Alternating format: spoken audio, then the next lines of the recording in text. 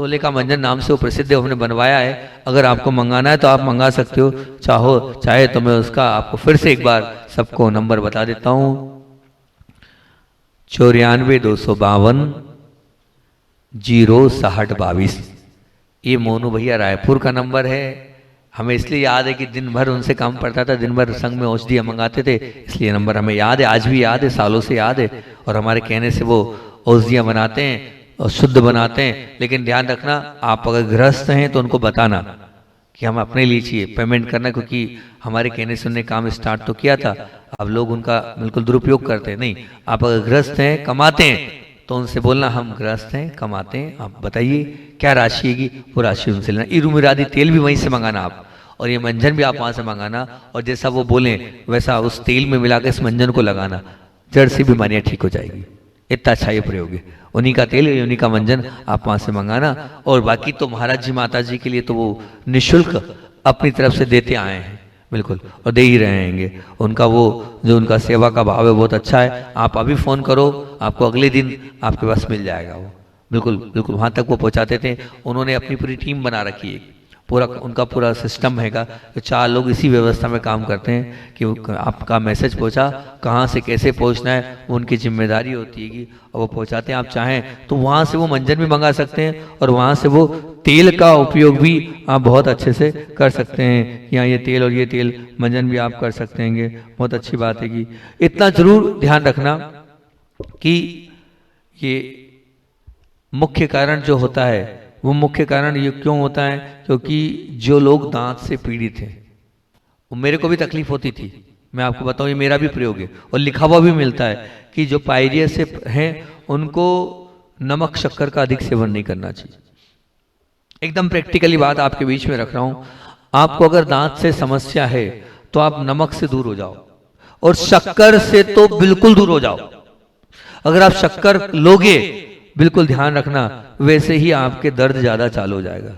हाँ, पीड़ा आपकी ज्यादा चालू हो जाएगी। तो मैंने तो जब जब भी मुझे मीठा चलता था, मुझे समस्या हो जाती थी। अब तो वो दाढ़ निकल गई जहाँ समस्या होती थी। अभी हाल आरोन वालों ने वो जबरदस्ती करा कर दाढ़ निकला, लेकिन जिस दिन थोड़ा मीठा पहुंचता था, अगले दिन मैं बहुत समस्या में आ जाता था। ये मेरा खुद का अनुभव है और लिखा भी मिलता है ग्रंथों में। ये ग्रंथ से मैं आपको बता रहा हूँ कि नमक और शक्कर का बिल्कुल भी सेवन ना करें, और दांतों को विश्राम दें।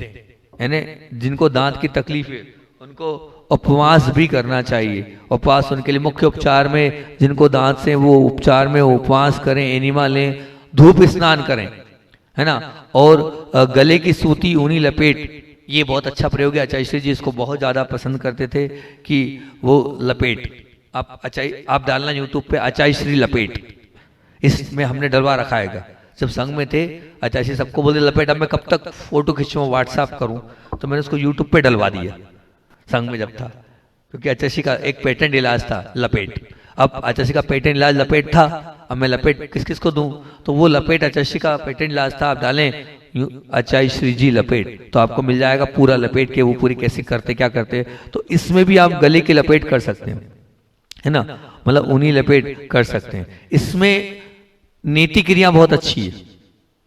नेति क्रिया होती है मतलब इस नाक से पानी डालना, उस नाक से निकालना, हल्का सा गर्म हो, थोड़ा सा नमक हो, आप इधर से डालेंगे उधर से निकालेंगे। मैंने काफी लंबे समय तक इस नेति का प्रयोग किया है। इसमें भी आपके जो दांत हैं उसके दांत का होगा। और मैं तो इतना कहता हूं कि जो लोग नियमित व्यायाम करते हैं, एक्सरसाइज करते हैं, उनको दांतों का दर्द होगा ही नहीं। और गाढ़ी निद्रा करते हैं उनको भी जो है किसी भी प्रकार से दर्द होगा ही नहीं, जो नींद लेते हैं। और मुख्यता से तो आप जितना ज्यादा आंवला लें, आप नींबू लें, आप संतरा लें, अनानास लें, इसमें मौसम्बी लें, मतलब विटामिन सी, मतलब जो विटामिन सी युक्त जो आहार होता है वो आप लें। ये विटामिन सी वाले आहार है। जब दांत कमजोर होते हैं विटामिन सी की कमी से, और विटामिन सी की मात्रा मिलती है आंवले में, विटामिन सी नींबू में मिलता है, संतरा में मिलता है, अनानास में मिलता है, मौसम्बी में मिलता है, इसमें हाँ नींबू मिलता है, बस यही सबसे ज्यादा है। आंवला, नींबू, संतरा, अनानास और मौसम्बी, ये विटामिन सी के सबसे अच्छे प्रयोग, मतलब इसी से सबसे ज्यादा मिलता है। अब इनका अच्छे से प्रयोग करें। आंवले का जितना प्रयोग करेंगे आपके दांत बिल्कुल बहुत अच्छे से रहेंगे। और मैं जिस आंवले का प्रयोग कर रहा हूँ अगर आप उसका करें तो अति उत्तम। मैं तो नहीं करता हूँ, श्रावक देता है मुझे, मतलब मिल जाता है, अपने पुण्य से मिल जाता है, तो उसका प्रयोग करता हूँ। आंवला जो होता है उसको आप सूख लिया, उसको अनार के रस में डालें। बहुत अच्छी चीज बता रहा हूँ, इम्यूनिटी पावर, मतलब सैकड़ों बीमारी का इलाज। इम्यूनिटी पावर बन जाएगी, आंखों की रोशनी बढ़ जाएगी, दांत आपके मजबूत आएंगे, आंत आपकी ठीक हो जाएगी, पेट आपका ठीक हो जाएगा, कमजोरी आपकी दूर हो जाएगी, आपके घुटने का दर्द ठीक हो जाएगा। जो मैं प्रयोग बता रहा हूँ आपको सुन लो बहुत ध्यान से।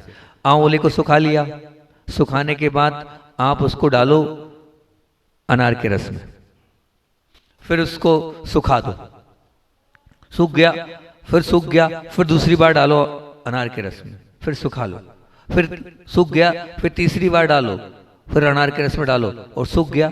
ऐसे करके आप जितनी कम से कम 7 बार वाला अनार का आपने रस में भीगा हुआ आंवला खा लिया तो आप बीमारी नहीं होगे कभी। इतना पावरफुल हो जाता है वो। मतलब 7 बार गीला करना है, 7 बार सुखाना है। अब हमें नहीं पता कि हमें कितनी बार वाला अभी आहार में दे रहे हैं, लेकिन जो दे रहे हैं अब उसका प्रयोग करना बहुत सुंदर आपको वो बता दिया। और साथ साथ में इसमें जिनको दांत में ज़्यादा तकलीफ उनके लिए टमाटर का सूप बहुत अच्छा है। कैल्शियम के लिए मैं तो नहीं बोलता हूँ मतलब, पर कैल्शियम सबसे ज़्यादा किस में पाया जाता है तो पालक में पाया जाता है। मैं तो नहीं खाता ना पर, लेकिन जो है सो है, सबसे ज़्यादा पालक में होता है। आप पालक लें और अति उत्तम दूध में आप गाय का दूध लें तो बहुत अच्छा रहेगा। और दांत दर्द वालों के लिए बस आयोडीन नमक बिल्कुल नहीं लें। आयोडीन से युक्त जो नमक है वो आपको नहीं लेना चाहिए, सेंधा नमक ही लें। अब आप बोलोगे महाराज जी हम तो आयोडीन युक्त बोलते हैं, पर नहीं, दांत को सबसे ज्यादा नुकसान अगर कोई पहुंचाता है तो आयोडीन युक्त नमक पहुंचाता है। दांत को गला देता है आयोडीन युक्त नमक। हाँ, और शक्कर सबसे ज्यादा नुकसानदेह। चाय तो दांत को खराब ही कर देती है। दांत अगर कमजोर हो रहे हैं तो आपकी चाय के कारण हो रहे हैं। आप चाय ले रहे हैं आपके दांत कमजोर होंगे, जितनी चाय उतने दांत आपके कमजोर होते। कॉफी भी उसी प्रकार से, चाय हो कॉफी हो, ये जितने भी हैं वो सब दांत को कमजोर करने वाले हैं। अचार है, गरम मसाले हैं, ये सब के सब। और एक और बात बोलूं तो दांत को कौन सबसे ज्यादा खराब करता है? अशुभ चिंतन। क्या? अशुभ चिंतन। हम जितना अशुभ सोचते हैं उतना हमारे दांतों पर, ये मतलब मैं दूसरे प्रकार से बोल रहा हूँ, मतलब जो एक दूसरी एक पुस्तक पढ़ी मैंने, उसमें बोले जिनके दांत किनके ज्यादा खराब होते हैं, जो अशुभ, ऐसा नहीं एकदम इफेक्ट नहीं बोल रहा हूँ, लेकिन पढ़ने में आया तो वो भी एक बता दिया आपको कि जो लोग की फीलिंग अच्छी नहीं होती है, जो लोग अशुभ ही सोचते रहते हैं, अपना भी गलत सोचते हैं, दूसरे का भी गलत सोचते हैं, बोले उनके दांत खराब हो जाते हैं, उनके दांत गिर जाते हैं। मतलब दूसरे का भी गलत सोचते हैं और अपना भी सकारात्मक नहीं सोचते हैं, पॉजिटिव नहीं सोचते हैं। तो जो अशुभ चिंतन में लगे रहते हैं दिन रात, है ना, तो उनके दांत जो है वो जल्दी गिर जाते हैं, उनके दांत में परेशानी आ जाती है। तो ध्यान रखना, आयोडीन युक्त नमक नहीं लेना, शक्कर का कम से कम प्रयोग करना, चाय कॉफी ना के बराबर लेना। और हाँ, एक और बता देता हूँ कि गरम मसाले ये भी इसमें प्रयोग नहीं करना। गरम मसाले भी ठीक नहीं होते हैं, वो भी अगर आपने के लिए वो भी नुकसान देते हैं दांतों के लिए। और एक और बता देता हूँ, दांत को कौन सड़ाता है? आपको हंसी आएगी लेकिन सही कह रहा हूँ, जो जितना अचार खाता है, अचार अपने आप में दांत को सड़ाने का काम करता है। इसलिए आप अचार का प्रयोग नहीं करें, उसमें ऐसे सेल्स हो जाते हैं जिसके माध्यम से वो दांत हमारे गिर जाते हैं, सड़ जाते हैं। इसका भी आप बहुत ध्यान से प्रयोग करना। अब मैंने मेरे पास से जितने प्रयोग थे वो आपको लगभग तो मैंने बता दिए।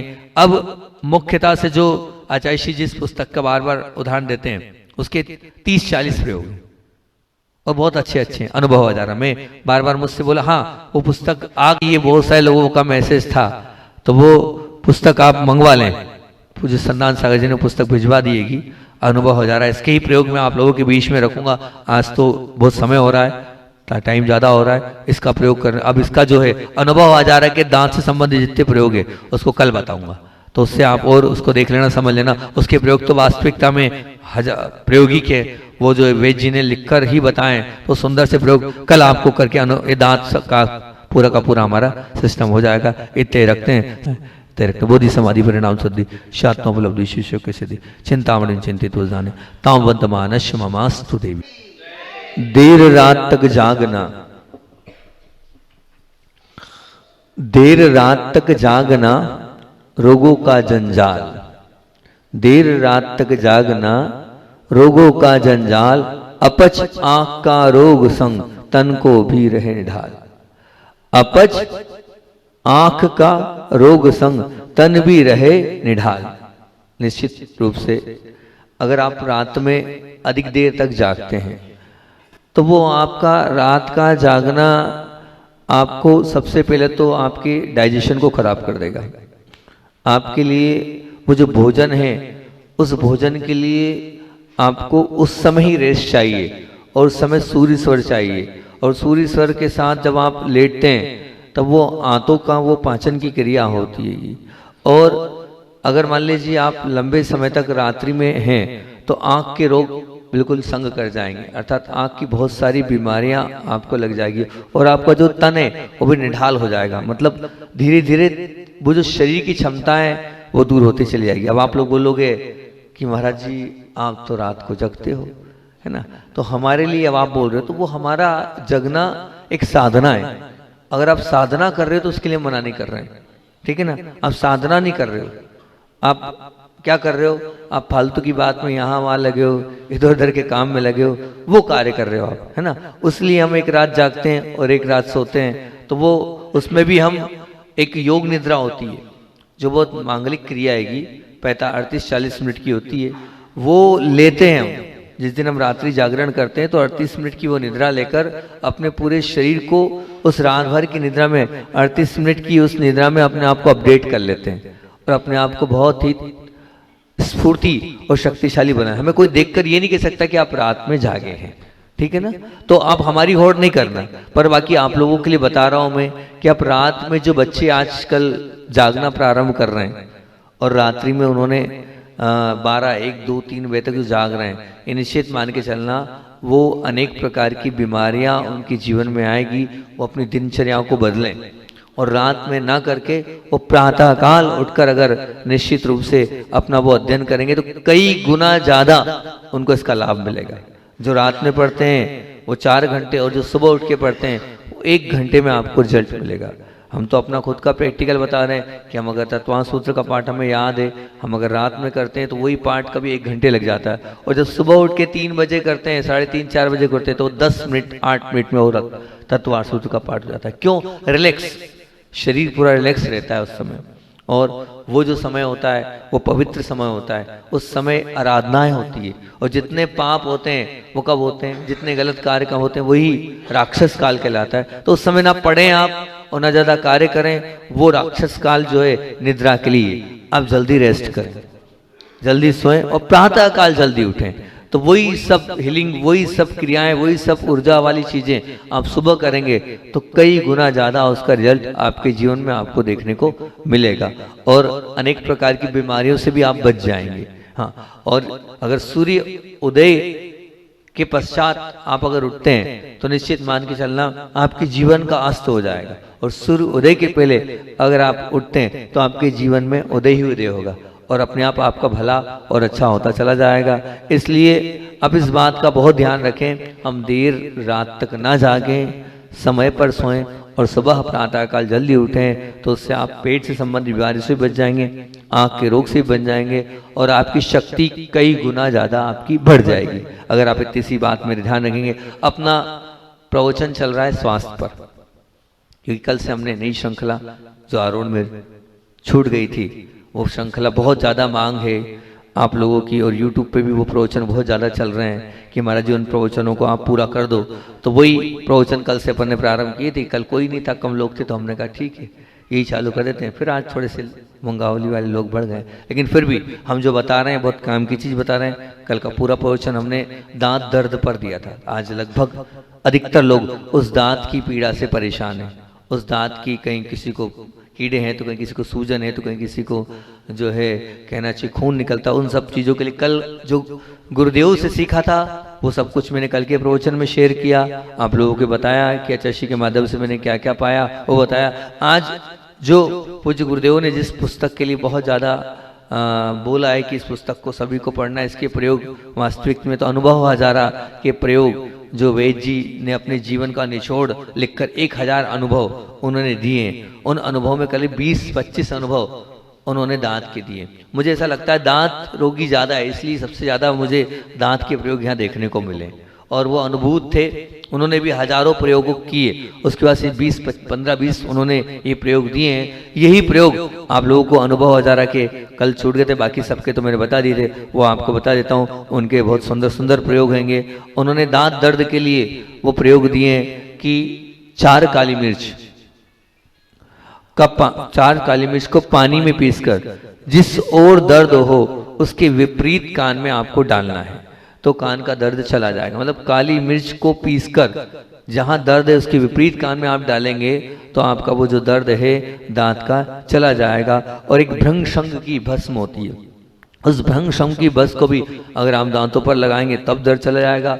और एक बहुत अच्छी, जिनको बीड़ी सिगरेट की आदत है उनके लिए तो बड़ा अच्छा मामला है, उनका दर्द भी चला जाएगा, उनकी तकलीफ भी चली जाएगी।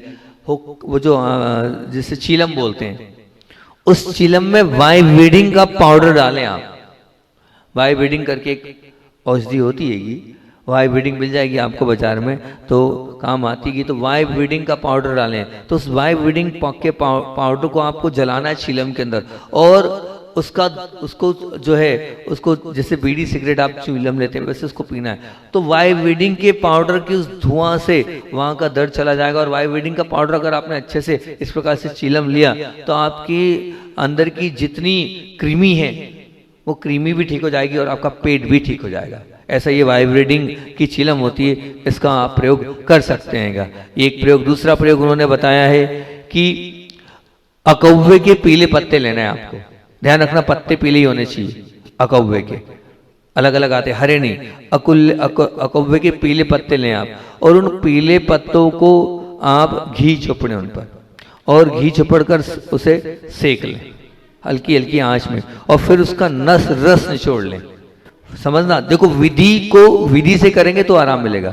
अकौवे के पत्ते लेना है, उस पे घी चपड़ना है, पीले पत्ते लेना है और उसको सेकना है, फिर उसको निचोड़ लेना है। ठीक, और निचोड़ने के बाद फिर वो जो पत्तों का रस निकलेगा, और उसमें अगर और हुलहुल के पत्तों का रस डालो। हुलहुल एक औषधि है, आपको मिल जाएगी, उसका पत्तों का रस ले लो और वो भी डाल दोगे तो बहुत अच्छी बात है। वो लेना है और उन्हें उसे आप उस स्थान पर लगाएंगे तो आपका दर्द तुरंत ठीक हो जाएगा। ये तुरंत आपने किया और आपको इफेक्ट होगा। उसी के साथ सुदर्शन एक पेड़ होता है, उस सुदर्शन के पत्तों को आप सेक कर उनका भी नस निचोड़ लें, 1-2 बूंद वो ले लें, और फिर उसको उन सबको तीनों को मिक्स कर लें। आप उन तीनों को मिक्स कर लेंगे तो और अच्छा और पावरफुल बन जाएगा। मतलब सुदर्शन के पत्तों का रस एक हो गया, हुलहुल के पत्तों का रस वो हो गया, और साथ में अकूबे के पीले पत्ते को घी में सेक कर और फिर उसका रस, इन तीनों को अगर आप लेंगे और इनका रस लेंगे और रस को आप निचोड़ लें और फिर उसके बाद उस स्थान पर लगाएंगे तो बहुत आराम मिलेगा। बहुत अच्छे से वो जो तकलीफ है वो तकलीफ इसमें दूर हो जाएगी।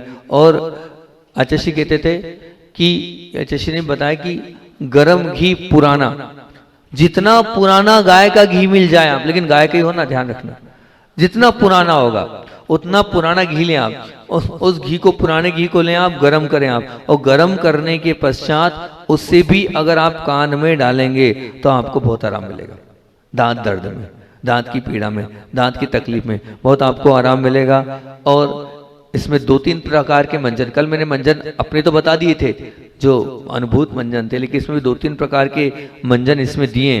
वो तीनों प्रकार के मंजन भी आपको इसमें बताता हूँ, क्योंकि पंडित जी ने, मतलब वेद जी का तो ज्यादा अनुभव था, उन्होंने तो बहुत सारे बनाए, बहुत सस्ता। बादाम और अनार का छिलका। एक बात ध्यान रखना, बादाम के जो छिलके हैं वो बड़े काम के हैं, दांतों की दर्द के लिए, पायरिया के लिए, दांतों की हर तकलीफ के लिए। हर मंजन में बादाम नहीं, बादाम के ऊपर के छिलके, बादाम को भिगो दो, भिगोने के बाद उनके छिलके निकाल लो, और छिलका वो बड़ा काम का आएगा। तो हाँ वो बादाम वही भी, बादाम और अनार का छिलका, इन दोनों को ले लें आप, और उसमें मतलब 2-2 तोला ले लें, है ना। और तीनों को मतलब, और सुपारी, सारी 3 चीज, एक और सुपारी, 3 चीज हो गई। अब 2-2 तोला मात्रा में तीनों लेना, बादाम का छिलका, अनार का छिलका और सुपारी, इनको ले लें और तीनों को जला दे। तीनों को क्या करते हैं, जला दे। जलने के बाद राख हो जाएगी, और राख हो गई, फिर इसमें एक पपरिया कट्ठा होता है, जो नाम से बिकता है पपरिया खत्ता, उसमें और नागर मोथा, जितना वो उतनी मात्रा में नागर मोथा, मतलब 1-1 तोला लेना है, और लौंग और काली मिर्च, हर और पीपल, काला नमक, ये 1-1 तोला मिलाकर इसका बारीक चूर्ण कर लें और इनको सबको पीस लें, घोट लें, एक मात्रा में सम कर लें और फिर उसके बाद इससे मंजन करें। क्या होगा इससे? मुख में दुर्गंध है वो समाप्त हो जाएगी, दांतों में टीस है वो समाप्त हो जाएगी, अगर चिबन लग रही है दांतों में वो समाप्त हो जाएगी, पायरिया है तो इससे ठीक हो जाएगा। ऐसा 3 प्रकार के इनने व्यंजन बताए, एक प्रकार का आपको भी मैंने व्यंजन बता दिया है, ठीक। और उसके बाद यहाँ पर जो कहते हैं कि कीड़े लग जाते हैं दांतों में, बहुत सारे लोगों को, बच्चों को कीड़े लग जाते हैं। आज सबसे ज्यादा समस्या बच्चों को है, आज छोटे छोटे बच्चों को कीड़े लगे हैं। उसका कारण क्या है? वो चॉकलेट्स टॉफी खाते हैं। तो कीड़े लगाने के लिए इन्होंने बहुत अच्छे प्रयोग बताए हैं, 3-4-5 प्रयोग बहुत सुंदर सुंदर हैं, आप उनका कर सकते हैं। इसमें एक प्रयोग ये कि इंद्रायण के, तुम्हारे पेड़ में लगे दांत में नहीं लगे, इंद्रायण के पके फलों को सुखा लें। आप मिलते हैं, आप पता करना, इंद्रायण एक फल होता है, उस फल को, उस फल के उसके फलों को आप सुखा लें और सुखा कर उसको जला लें और कोयले पर डाल दें। कोयले पर डाल देंगे तो जल जाएंगे वो। फिर उस पर उल्टी चीलम रखकर उसका धुआं दांतों पर लगने दो। मतलब क्या होगा कि वो जो उसका धुआं है, उसका धुआं आप दांतों पर लगाएं तो, और फिर उससे लार टपकाएं और लार टपकाएं, कीड़े बाहर हो जाएंगे। आपको कीड़े बाहर होते दिखेंगे। यहाँ ये लिखा है, ये बाकी चीजों का तो इफेक्ट मिले नहीं मिले, लेकिन तुरंत इफेक्ट मिलेगा। आप मानना, इंद्रायण के पके फलों को सुखा लें, जलते हुए कोयले पर डाल दें, फिर उस पर उल्टी चीलम रखकर, मतलब फिर उस पर उल्टी चीलम रख दें ताकि वो चीलम का डायरेक्ट उस दांतों पर वो पड़े। जैसे ही धुआं वहां टच करेगा वैसे ही कीड़े बाहर होते चले जाएंगे, अपने आप बाहर आएंगे कीड़े। मतलब ये इतना सुंदर प्रयोग है कि तुरंत कीड़े आपको सामने टप टप करके दिखेंगे, वो कीड़े जिनके दांतों में, और जहां जहां छेद है ये मान के चलना उनके दांतों में कीड़े हैं। हाँ, आप कोई भी औषधि से कीड़े नहीं निकाल सकते हो, कितनी भी टेबलेट्स ले लो, कितनी भी गोली ले लो, कितना भी काढ़े का कुल्ला कर दो, कीड़ा अगर वहां जमा है वो निकलेगा नहीं, कोई नहीं निकाल सकता, दुनिया की कोई ताकत नहीं निकाल सकती। लेकिन ये जो प्रयोग है, इससे आपको सामने कीड़े निकलते दिखेंगे, आप खुद आश्चर्यचकित करेंगे कि कीड़े कैसे निकल गए। ऐसा ये साक्षात प्रयोग आपके बीच में रख रहा हूं, बड़े काम का है। और मैं तो चाह रहा हूं कि ये जो प्रयोग मैं आपको बता रहा हूं इसको वायरल करना, ये किसी के पास नहीं है, अच्छे अच्छे वेद, अच्छे अच्छे डॉक्टरों के पास नहीं है। ये वाला प्रयोग जो मैं आपको बता रहा हूँ, इंद्रायण के फल को कि वो लेना। और इसमें और अगर आपको बताऊं, हाँ जी कुछ बोल रहे क्या? कुछ बोल रहे हैं? डॉक्टर साहब तो बैठे हैं, डॉक्टर साहब हो ना, बहुत अच्छी बात है। और एक सीधा सा और आपको बता देता हूं कि अगर मान लीजिए दांत में दर्द हो तो ये प्रयोग हमने भी किया है। अभी हमारे दर्द था तो हमारे साथ ये कराया था उन्होंने। नौसा दर्द होता है एक, नौसा दर्द और गेरू लाल मिट्टी होती है, और कायफल, इनको बारीक छान लें और छानने के बाद दांतों पर मल दें आप, तीनों को मल दें आप। मतलब नौसा दर्द, गेरू और कायफल, ये भी तीनों आपको मिल जाएंगे सामान्य चीज। इनको कपड़ा छन कर लें, कपड़ा छन मतलब बहुत बारीक छान लें और उसको दांतों पर आप लगा दें।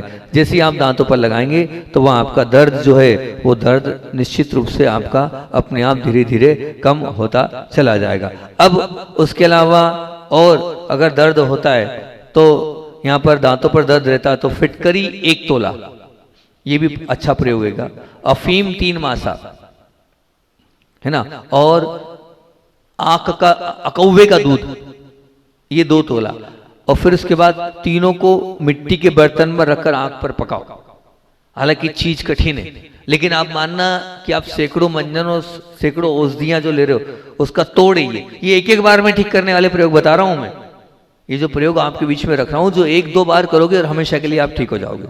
ये प्रयोग आप लिख लो, बताओ, सबको समझाओ। फिटकरी 1 तोला, ठीक है ना, अफीम 3 मासा, ठीक, और अकव्वे का दूध 2 तोला। इन तीनों को मिट्टी का ही बर्तन होना चाहिए, जो बता रहा हूं वैसे ही मिट्टी के बर्तन में रखकर उसको पकाओ, उसको गर्म करो, और जब भूरा रंग हो जाए, जब उसका कलर बदल जाए, और कलर कैसा हो जाए, भूरा भूरा हो जाए उबलते उबलते, तब उसे उतार लो। और उतार कर फिर क्या करो, अब जब वो भूरा हो जाएगा तो उतारने के बाद अपने आप में वो कठोर सा हो जाएगा, उसको थोड़ा पीस लो और फिर उसके बाद आप उसको बता रहे हैं कि 3 या 4 बार में दर्द समाप्त हो जाएगा, 5वीं बार की आवश्यकता नहीं लगेगी, 3 या 4 बार उसको आप वहां पर मल दो, आपका दर्द समाप्त। ये प्रायोगिक प्रयोग। और कीड़े के लिए और अच्छे से आपको प्रयोग 4, 5, 6 बता रहा हूं। यहाँ जो कीड़े वाले हैं, और कीड़े की समस्या सबको है, जहां छेद है वहां कीड़ा है। अब मान के चलना, अगर छेद है तो अंदर कीड़ा है ही, और वो कीड़ा अगर आपने दाढ़ निकाल भी दी तो कीड़ा क्या करेगा, दूसरे दांत को खराब करेगा, तीसरे दांत को खराब करेगा, चौथे को खराब करेगा, कीड़ा छोड़ेगा नहीं आपको। इसलिए कीड़े को आपको बाहर करना ही होगा, आप निश्चित मान के चलना। तो ये कीड़े के लिए और 4-5 प्रयोग आपके बीच में रख रहा हूं मैं, कि अगर सबसे पहले रोगियों को भोजन करने के बाद दांत अवश्य साफ करना चाहिए, है ना। और यदि दांतों में खोल हो जाए तो सबसे अच्छा है कि दंती अस्थि ने खाई, मतलब उसमें जो है दंती अस्थि जो होती खाई, उन दांतों को खोल पर अवश्य भरवा लें, नहीं तो वो कितने कुछ कर लो आप, वहां कुछ किया नहीं, वापस से लग जाएंगे। अब उसमें क्या करना है, तो कह रहे हैं 3-4 प्रयोग ये बता रहे हैं कि लौंग का तेल या काढ़ा या लौंग का जलाकर उसका धुआं लगाओ। लौंग बहुत काम की चीज है कि या तो लौंग का तेल लगाओ, ये बहुत सारे लोग लगाते हैं, ठीक है ना। लौंग का काढ़ा ये और परफेक्ट है। 10 लौंग डाली 1 गिलास पानी में, उसको खूब उबाला, आधा रह गया, उसका पूरा सत्व आ गया, उसको लोगे। वो काढ़ा जो इतना ज्यादा चरखा होता है उसको हम ले नहीं पाएंगे, बहुत तीखा होता है वो, लेकिन आप 2-3 मिनट उसको जितनी सामर्थ्य हो आपकी मुंह में उसको रखो आप, और रखोगे वो कीड़े उसके माध्यम से अपने आप बाहर आ जाएंगे। हाँ, लौंग 10 लौंग ली, 12-15 लौंग ली, 1-1.5-2 गिलास में उबाला, आधा कर लिया, और फिर उस पानी को लो। बड़ा ही प्रभावकारी पानी है, इससे हिलते हुए दांत भी स्थिर हो जाते हैं इस लौंग के काढ़े से। हाँ, मतलब उसको अंदर रखना है, कुल्ला करना है, थोड़ा सा तकलीफ देगा आपको वो, लेकिन आपके जो है कीड़ों में बड़ा आराम देगा वो, है ना। उसके अलावा और चाहें तो जैसे उसका धुआं लिया, ऐसे लौंग का धुआं लो आप।